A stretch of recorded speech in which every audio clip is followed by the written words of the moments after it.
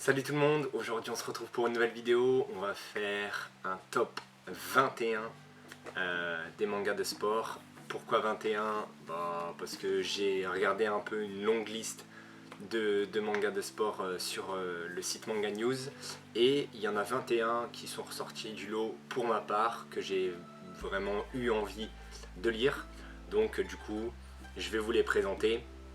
Je vais essayer des fois de dire un peu pourquoi j'ai aimé, surtout on va dire dans les 10 derniers, enfin dans le top 10, puisque sinon la vidéo va être beaucoup trop longue, puisque j'avais déjà pu essayer de faire cette vidéo en à chaque fois précisant pourquoi j'avais envie de le lire, mais elle aurait duré vraiment trop longtemps, au moins 40 minutes, et du coup je pense que c'est pas forcément très pertinent de faire ça, et du coup je vous laisserai de toute façon découvrir les mangas en soi.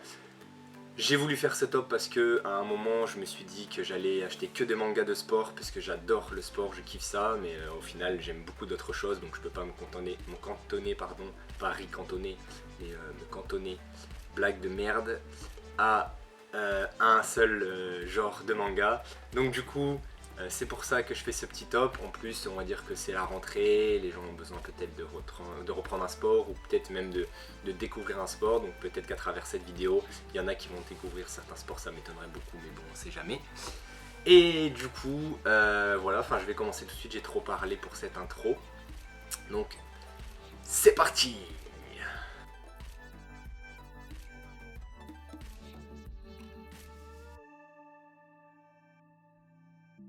On commence tout de suite en top 21, donc en dernière position avec Blue Thermal de Ozawa Kana, donc édité chez Komiku Édition en France. C'est un seinen. Et donc le résumé, c'est: lorsque Tamaki s'inscrit à l'université, elle n'a qu'un objectif, trouver l'amour. Pour cela, elle met de côté son côté garçon manqué et son passé de sportif qui faisait fuir d'éventuels prétendants. Mais chassé le naturel, il revient en galop. En effet, après avoir abîmé par accident un planeur, elle se retrouve dans une situation délicate, devoir rembourser les dégâts qui s'élèvent à 2 millions d'yens. Inutile de préciser que la jeune fille n'a pas les moyens de payer une telle somme. Elle rejoint alors contre son gré le club aéronautique de l'université Aonagi afin de réaliser diverses tâches pour s'acquitter de sa dette. Elle ne sait pas encore qu'elle va y trouver quelque chose de bien plus précieux. Donc voilà, j'ai l'impression que c'est en 5 tomes également, juste précise, ouais, 5 tomes. Et du coup, je pense que il y a pas mal de tranches de vie, un peu amour. En tout cas, moi, j'ai eu envie de, ça m'a donné envie, donc voilà. Alors, donc on enchaîne avec Ping Pong de Matsumoto Taiyo, un sport que j'ai pu pratiquer, que beaucoup de monde ont peut-être pratiqué au collège ou au lycée avec les tables qu'il y avait dans la cour de récré. Je sais pas si ça se fait encore, je suis trop vieux. C'est un seinen édité donc chez Delcourt, et c'est en 5 tomes également, donc petite série. Donc je vous lis le synopsis tout de suite. Donc Smile et Peko sont deux amis d'enfance qui fréquentent le même lycée. Ils sont inscrits au club de ping-pong. De caractère très différent, Smile a longtemps vécu dans l'ombre de Peko, celui à qui tout réussit. Jusqu'au jour où l'entraîneur de l'équipe de ping-pong décèle des capacités hors normes chez Smile et lui prodigue un entraînement particulier. Si bien qu'il en vient à dépasser Peko. Pas pour longtemps en réalité, car Peko trouve à son tour un coach qui le remet à niveau. La table de ping-pong devient alors un véritable champ de bataille. Voilà, ça m'a grave donné envie, une petite rivalité en 5 tomes comme ça. Alors peut-être que le manga est légèrement, un peu court pour ça, pour qu'on ait peut-être plusieurs rivalités, mais peut-être que ça devrait tourner aux alentours des 10 plutôt. Mais en tout cas, ça me donne bien envie, donc voilà, je l'ai mis dans mon petit top, quoi. À la 19e place, donc, on retrouve En scène de Cuvi, je pense que ça s'écrit comme ça, qu'on retrouve en France chez Kurokawa et qui a actuellement 18 tomes au Japon et 15 en France. Alors j'ai vu des pages de ce manga là et c'est vraiment très beau, c'est vraiment très joli, très beau, très bien dessiné. On ressent toute la grâce des danseuses, etc. Donc c'est pour ça que j'ai eu envie de lire ça, et je vous lis le résumé tout de suite. La vie de la petite Kaneda Aria bascule le jour où elle assiste au spectacle de danse de sa voisine Lisa. Fascinée par la grâce de la jeune fille, Kaneda n'a plus qu'un rêve en tête, devenir ballerine. Mais la danse est une école difficile, surtout quand on n'a pas de prédisposition particulière. Cependant, malgré les obstacles et les déceptions, Kanade s'accroche. Et elle découvre vite que même les plus doués sont confrontés à l'échec. Donc voilà, enfin, je sais pas si ça vous a donné envie, mais moi ça m'a donné beaucoup envie, même si la danse classique ne fait pas partie de mes passions, mais la danse oui, donc voilà. Un manga que j'aime beaucoup, le tennis, et on retrouve ici Happy du grand, très grand Naoki Urasawa, donc qu'on retrouve chez Panini, le manga qu'on retrouve chez Panini, et c'est un seinen également. Et donc je vous lis tout de suite le synopsis. Depuis la mort de ses parents, Miyuki Umino élève seule ses frères et sœurs. Un beau jour, elle reçoit la visite de deux yakuza qui lui demandent le remboursement d'une dette de 250 millions de yens contractée par son frère aîné dont elle est sans nouvelles. Pour échapper à la prostitution, elle quitte le lycée et décide d'entamer une carrière de joueuse de tennis professionnelle. Douée dans cette discipline, elle a déjà remporté de nombreux titres. Cependant, de remporter les plus grands championnats afin de rembourser... Non, c'est... Pardon, je me suis embrouillé. Douée pour cette discipline, elle a déjà remporté de nombreux prix. Cependant, maintenant, elle doit exceller et remporter les plus grands championnats afin de rembourser rapidement son créancier qui préférait la voir sur un trottoir.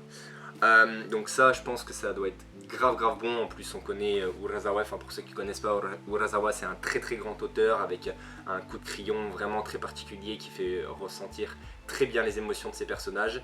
Et du coup, là, on oscille entre le sport et derrière une histoire de famille. Elle doit sauver sa famille, elle doit pas être prostituée. En plus, elle est assez jeune, donc il y a tout qui s'en mêle. Donc je pense que ça doit être grave kiffant. Initial D que j'ai placé en 17ème position puisque le synopsis m'a donné très envie et j'avais déjà pu voir certaines images de l'anime. Donc je vous lis tout de suite le résumé. Takumi Fujiwara passe beaucoup de temps derrière le volant de sa Trueno 86 pour livrer du tofu. A force de parcourir le mont Akina pour ses livraisons, Takumi maîtrise la route et des techniques de course dignes des plus grands pilotes de drift. Le drift, c'est petit dérapage, etc., pour ceux qui ne connaissent pas. Allez voir le film Tokyo Drift, voilà, c'est pas non plus un grand film, mais allez le voir quand même. Takumi ne sait pas qu'il est le fantôme du mont Akina pour l'équipe locale d'Akina. Les speedstars passionnés de vitesse et de voitures de sport lancés à toute vitesse. Le conducteur de la Trueno 86 est le seul espoir des speedstars pour battre les Red Suns, lors du prochain battle. Mais qui est le fantôme du mont Akina? Donc voilà, ça m'a bien donné envie, une petite rivalité, il va rentrer dans une bande, il va affronter une autre bande, tout ça au volant, parce que de base, lui, il conduit, il fait sa petite vie et il kiffe quand il livre. Donc ça m'a bien donné envie, il y a actuellement 48 tomes au Japon et c'est terminé en 48 tomes et 42 tomes en France. Donc voilà, j'ai bien envie de m'y mettre et de pouvoir lire cette belle petite œuvre. À la 16ème place, j'ai mis Toss, je sais pas trop comment ça se dit, Toss. Il y a aussi Free Fight qui est le préquel ou l'après Toss, qui est plus récent. Toss, ça date un petit peu. C'est dessiné par Saru Watari Tetsuya et c'est édité chez Tonkam en France. C'est un seinen. Il y a au total 42 tomes et c'est terminé en 42 tomes. Et je vous lis le synopsis tout de suite. Kiichi Miyazawa est un petit voyou au grand cœur qui veut devenir le combattant le plus fort du Japon. Son père est l'héritier d'une des écoles d'arts martiaux les plus secrètes et les plus mortelles du Japon, le Nadashinkageryu, et Kishi est naturellement destiné à devenir un jour le grand maître de cette école.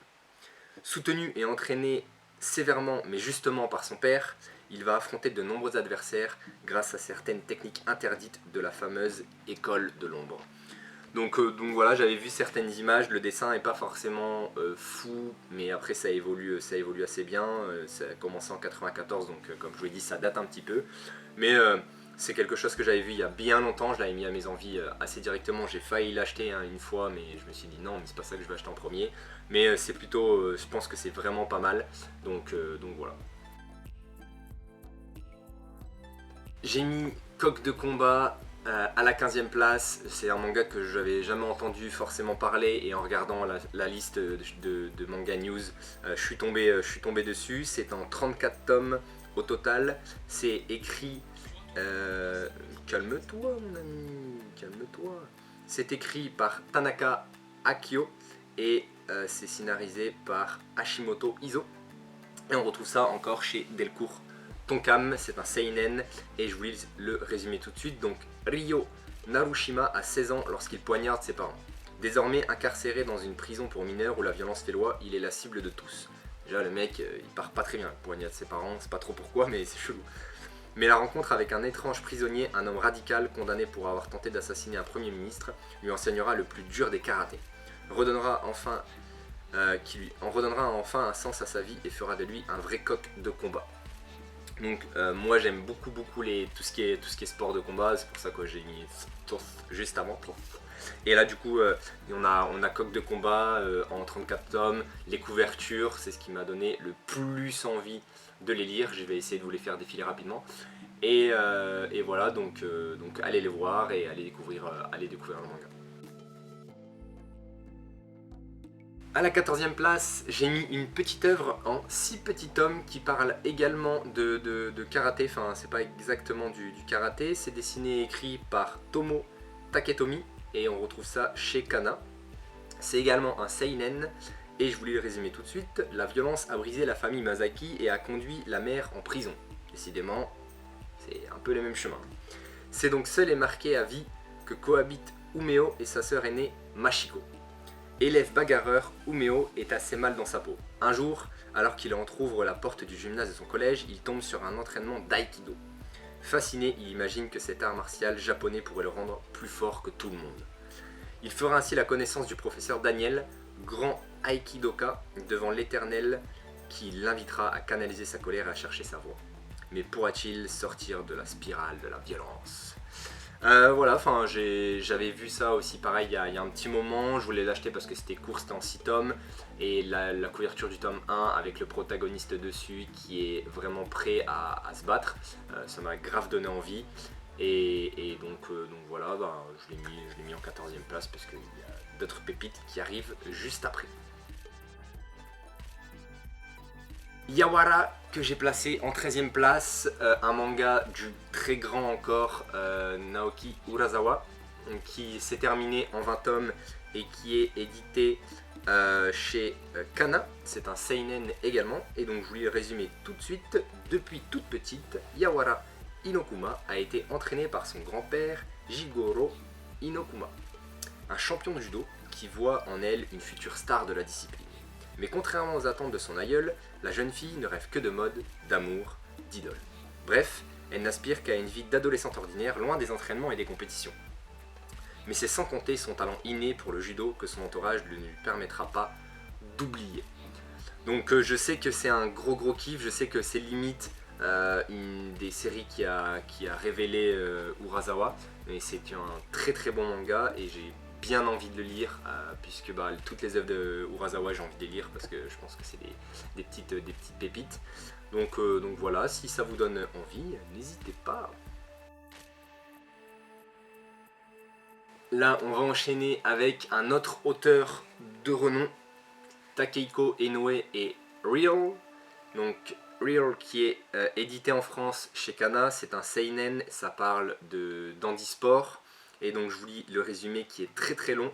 Le jour où Tomomi Nomiwa se fait renvoyer de son lycée, le professeur Kitahara, chargé de cet élève plutôt indiscipliné, dit que s'il avait continué le basket, il n'en serait pas arrivé là.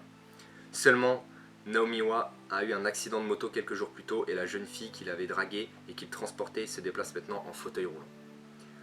Ruminant la malchance qui le suit partout, il prend la décision d'aider cette jeune fille dont il n'a jamais entendu le son de la voix et d'arrêter le basket qu'il pratiquait au lycée.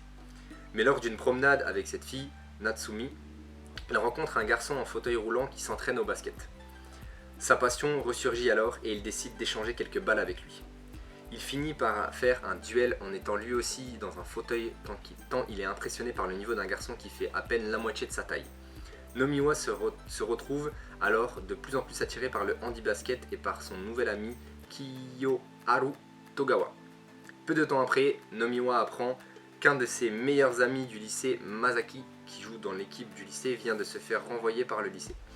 Après en avoir appris un peu plus sur la cause du renvoi, il décide de défier les membres de l'équipe de basket du lycée, et plus particulièrement le nouveau capitaine Takahashi, qui ont fait exprès de tenir à l'écart son ami lors des entraînements en proposant un 2 contre 2 avec de son côté Togawa. Donc je pense que déjà le handisport c'est quelque chose qui est assez compliqué. Moi je peux pas perdre mes jambes parce que si un jour je perds l'usage de mes jambes, je pense que je serais attristé à vie, j'aurais du mal vraiment je pense à m'en remettre. Donc force à tous ceux qui ont un handicap, je pense que ça doit pas être facile. Et du coup avec Riel on se rend bien compte de tout ça, puisque je pense que Takehiko Inoue il fait un gros travail sur tous les sentiments humains, etc., la tristesse qu'on peut y retrouver, la joie qu'on peut y retrouver dans le sport, etc. Donc foncez lire Riel, je l'ai pas lu mais je sais que c'est un manga qui tue. Là du coup je pense que depuis déjà 2-3 œuvres on enchaîne, enfin on est sur du très lourd, mais là on est sur un petit monument du Jump, donc Haikyuu, un manga de volleyball que j'ai mis en 11e position. Et donc du coup je vais vous lire tout de suite le synopsis, et il y a 41 tomes finis en France et au Japon. Je crois qu'en France c'est terminé, il me semble, ça a terminé il n'y a pas longtemps, non, 45 pardon au Japon et 41 en France. C'est bientôt terminé donc. Et le résumé du coup de l'œuvre, c'est: malgré son pauvre mètre 63, Shoyo se donne à fond dans le sport qu'il aime, le volleyball. Son secret pour compenser sa petite taille, une détente phénoménale. Après c'est du jump donc mais qu'est-ce qu'ils veulent les gens? C'est du jump donc du coup c'est normal que c'est un peu imagé, etc. Mais je pense que ça se rapproche quand même de la réalité. En intégrant la section volley du lycée Karasuno, notre rookie est déterminé à prendre sa revanche sur Tobio, un passeur aussi arrogant que talentueux qui l'avait humilié au collège. Mais en ouvrant les portes du gymnase, il découvre que son ennemi juré est son futur coéquipier. Les deux jeunes recrues devront néanmoins jouer en combinaison pour espérer redorer le blason d'un club de légende, déchu dans son rang de champion. Je sais que Haikyuu c'est hyper bien, je sais que quand on regarde l'animé ça donne envie de se mettre au volleyball, donc je pense que ça doit être hyper bon. Quand on fait 45 tomes dans le Jump, je pense que c'est pas pour rien. Je pense qu'il y a beaucoup de rivalités, beaucoup de championnats, beaucoup de matchs où on ne sait pas qui va être le gagnant, on ne connaît pas le dénouement du match avant le début du match. Donc ça doit être excellent. Et j'ai oublié de préciser que c'était dessiné et scénarisé par Furudate Haruichi, très dur à dire, édité chez Kaze, et c'est un shonen, putain, je sais même plus dire des trucs quoi, c'est un shonen, et je crois que c'est le premier shonen de ma liste, sinon le reste c'était que des seinen, il me semble, je ne sais plus parler, je vais arrêter ça tout de suite, au revoir. En 10e position, alors je pense que je vais me faire sûrement insulter, mais j'aurais peut-être pas dû le mettre en 10e position, mais j'ai mis Grand Blue. Pourquoi j'ai mis Grand Blue? Parce que dedans il y a pas mal de plongée sous-marine, et la plongée sous-marine c'est, enfin moi je considère ça quand même comme un sport, un très beau sport, puisque vraiment plonger dans des endroits magnifiques c'est hyper beau, hyper relaxant, etc. Et c'est dessiné par Yoshioka Kimitake et scénarisé par Inoue Kenji, et ça sort chez Meiyen. Il y a 4 tomes en France actuellement, et au total il y en a 17. Alors dans ce manga il y a beaucoup de comédie, il y a beaucoup de blagues, etc. Mais apparemment il y a aussi beaucoup justement de plongée, et donc de plongée sous-marine, les océans, la mer, etc. C'est vraiment joli, et les dessins sont magnifiques. Donc j'ai voulu le mettre en 10e position parce que c'est un manga qui me donne vraiment énormément envie de le lire. Alors là aussi je vais peut-être me faire insulter, mais j'ai mis Hippo en 9ème place. Pourquoi j'ai mis Hippo en 9ème place? Parce que je viens de finir Rikudo, que j'ai mis plus haut, vous verrez. Et Rikudo, j'ai grave kiffé, j'aime beaucoup la boxe, et je pense que Hippo c'est un monument du manga. Et pourquoi c'est un monument? Parce qu'il y a 132 tomes en cours au Japon, c'est même pas encore terminé. et 118 en France. Donc il doit avoir énormément de retournements de situation. Les combats, ça doit vraiment être prenant, intense, hyper immersif, parce que déjà dans Rikudo, il y a certains combats qui sont fous. Alors là, je me doute que dans Hippo, ça doit être exceptionnel. Ensuite, comme il y a 132 tomes, c'est une série qui date d'il y a longtemps. Et vraiment, je pense que le dessin a dû vraiment beaucoup s'améliorer. Le premier est sorti en 1990, donc ça fait 30 ans que Hippo vit. Et je vous lis le synopsis tout de suite, pardon. J'ai oublié de dire que c'était dessiné et écrit, c'est très important, par l'immensissime, je ne sais pas si on peut dire ça, George Morikawa, donc je crois qu'il a fait que celui-là, et c'est édité en France chez Kurokawa.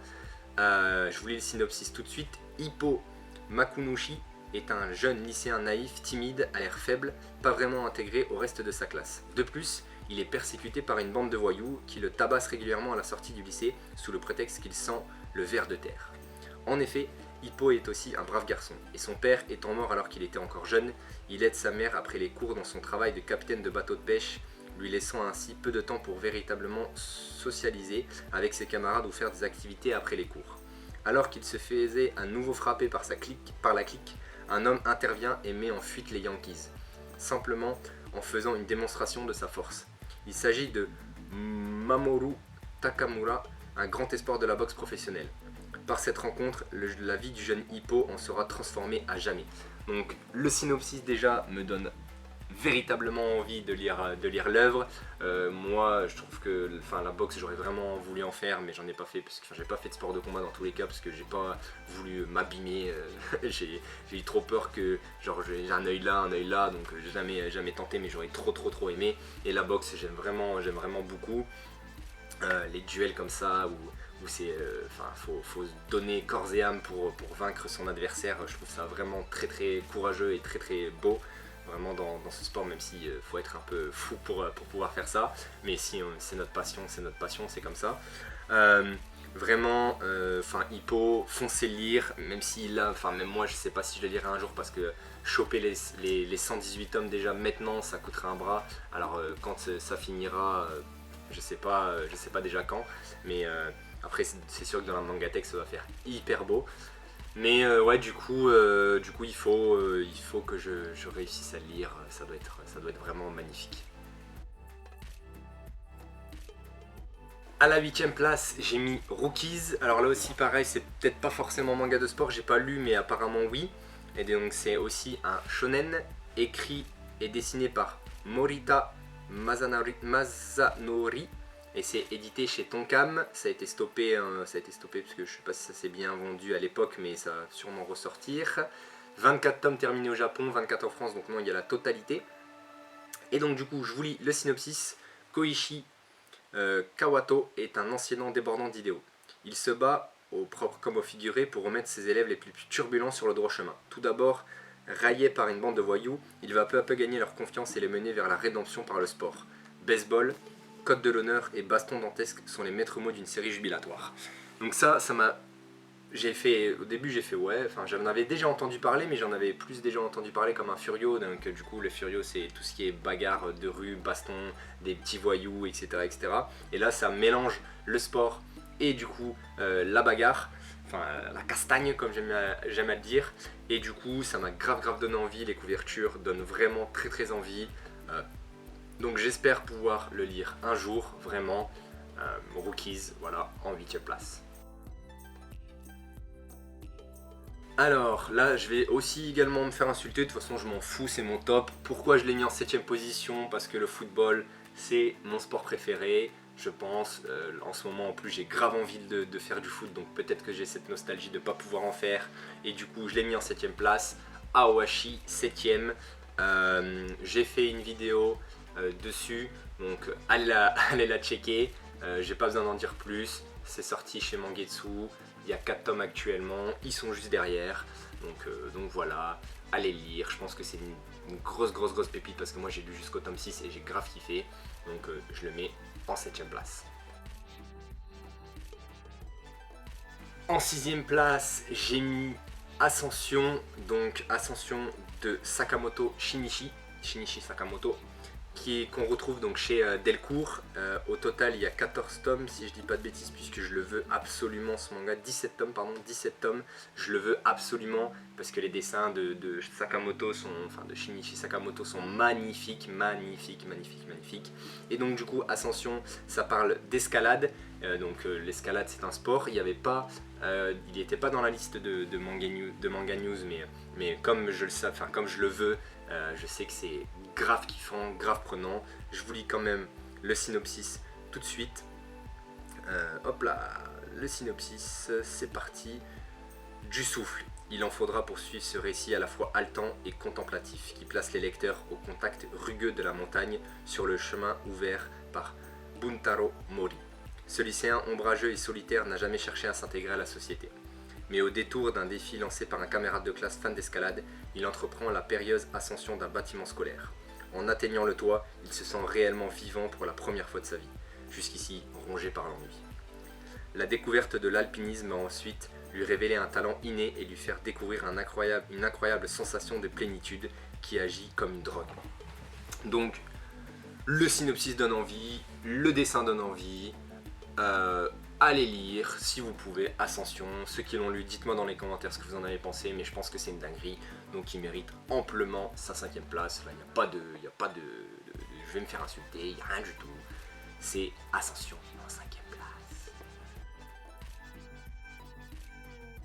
En numéro 5, j'ai mis A-Shield 21, tout simplement parce que les dessins déjà sont fous, puisqu'ils sont faits par l'excellent Yosuke Murata qui dessine One Punch, et on sent pleinement toute la vitesse, les duels, les impacts dans A-Shield 21. Donc c'est un shonen en 37 tomes si je dis pas de bêtises, je vérifie tout de suite. 37 tomes, donc c'est fini, c'est édité chez Glénat. C'est un shonen également, et donc du coup je vous lis le synopsis. Difficile de se faire respecter quand on est depuis toujours le souffre-douleur de ses camarades. Senna le sait bien, lui qui est constamment chargé de faire le coursier pour tout ce qui le brime.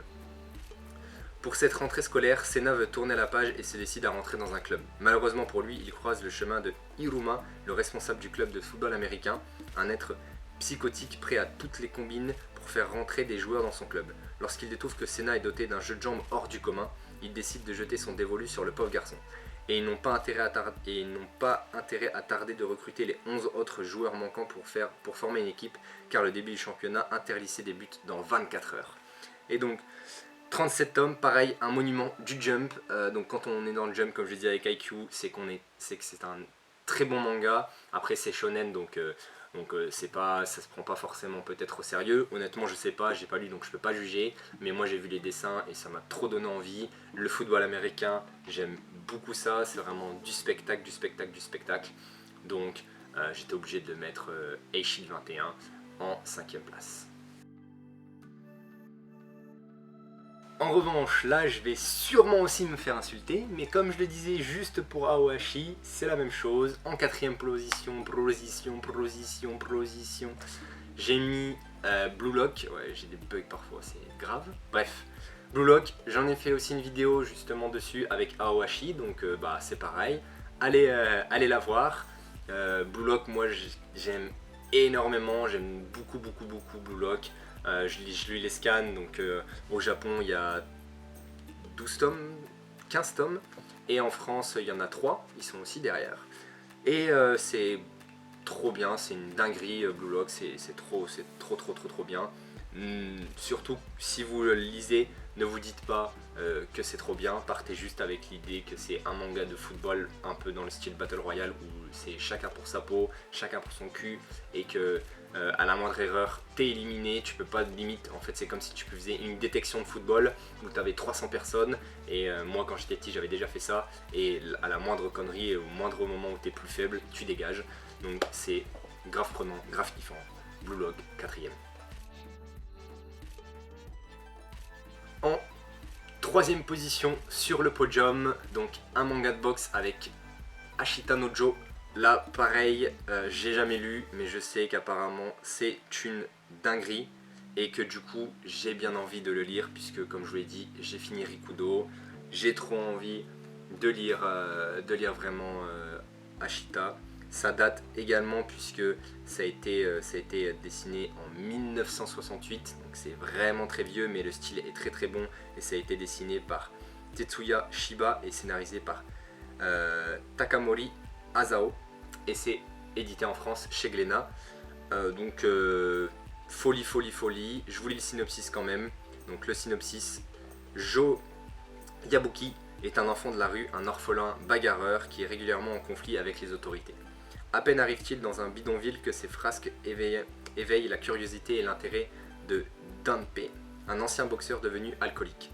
Ce dernier, conscient de l'incroyable potentiel du jeune homme, rêve d'en faire le plus grand boxeur de l'histoire. Malheureusement, l'intéressé semble plus que jamais attaché à son indépendance et Danpei comprend qu'il va devoir gagner la confiance de ce jeune chien sauvage. Comme je vous l'ai dit, la boxe je kiffe, le résumé je kiffe. Ashita no Joe, donc Joe, vraiment il est hyper charismatique, je pense que ça doit être grave prenant. Enfin, il y a tout, peut-être que si je le lis il passerait premier, peut-être que si je le lis il serait en dessous, mais en tout cas c'est très très bon, donc j'espère l'avoir un jour, 13 tomes en plus, donc voilà, et bien sûr c'est fini, hein, puisque ça a été dessiné la première fois en 1968. Donc pour la deuxième place, j'ai mis justement mon très bon Rikudo. J'ai tout lu, ça défonce, donc c'est pour ça aussi que je le mets en top 2 parce que j'ai pu le lire. Ça tue, c'est trop bon. Vraiment les duels, les matchs de boxe qu'il y a dedans, c'est hyper prenant. On ne sait pas qui va gagner avant le match, enfin pas tout le temps, mais en tout cas c'est très bon. Dedans il y a un match de boxe qui est phénoménal, franchement là on sait vraiment pas qui gagne et c'est fou, donc j'ai grave kiffé Rikudo. C'est donc édité et dessiné, c'est écrit et dessiné par Matsubara Toshimitsu et donc très bon en dessin de fou, et c'est édité en France chez Kazé. C'est un seinen et il y a 23 tomes, donc c'est terminé en 23 tomes. Je vous lis le synopsis. Riku Azami est un jeune garçon dont la vie est placée sous le signe de la tragédie. À la suite de la mort de son père, Riku est retrouvé par un ancien boxeur devenu collecteur de dettes, Kiyosuke Tokorozawa, boxant avec rage le cadavre dans ses géniteurs. Il demande à sa mère de vivre avec elle, mais découvre avec horreur qu'elle vit avec un dealer aussi violent que sadique. Voyant sa mère maltraitée, il essaie de s'interposer et lui envoie un direct du droit avant de le tuer d'un coup de cendrier. Riku demande alors à Kiyosuke de lui enseigner la boxe afin de pouvoir défendre ce qu'il aime. L'ex-champion de boxe refuse et l'envoie chez Shinji Baba, son ancien entraîneur. Ce coach sans pitié accepte de l'entraîner car il décèle du potentiel chez Riku. Franchement, ça tue, c'est une dinguerie. Riku, foncez le lire, c'est de la bombe, enfin pour ceux qui aiment en tout cas le sport, ou même pas forcément, mais c'est tellement bien écrit, les relations entre les personnages sont folles, donc allez lire Rikudo. Et donc le number one, c'est un manga pareil de l'immensissime Takehiko Inoue, du grandissime Takehiko Inoue, et donc Slam Dunk. Slam Dunk donc fini en 31 tomes, édité chez Kana. C'est un shonen, pareil c'est un shonen.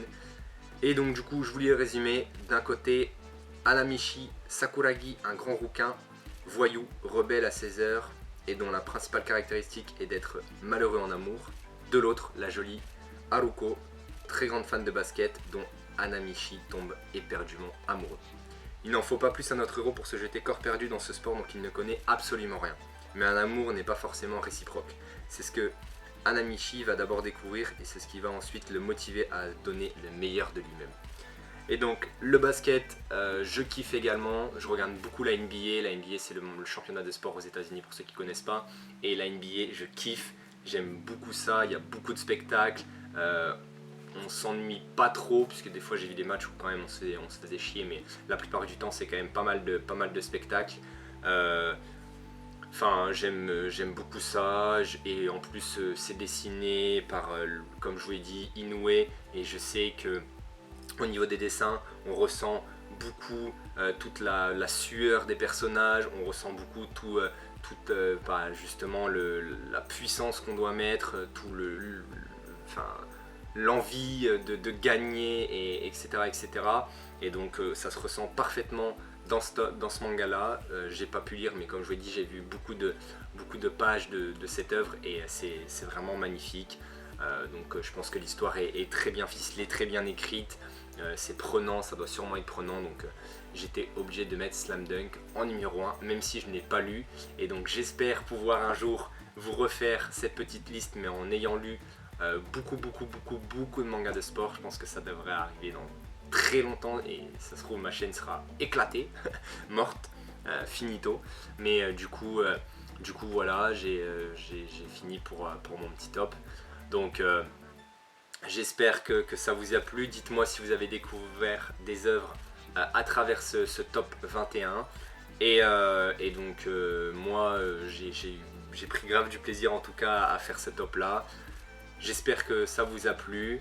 Moi je vous dis à bientôt pour une prochaine vidéo. Salut!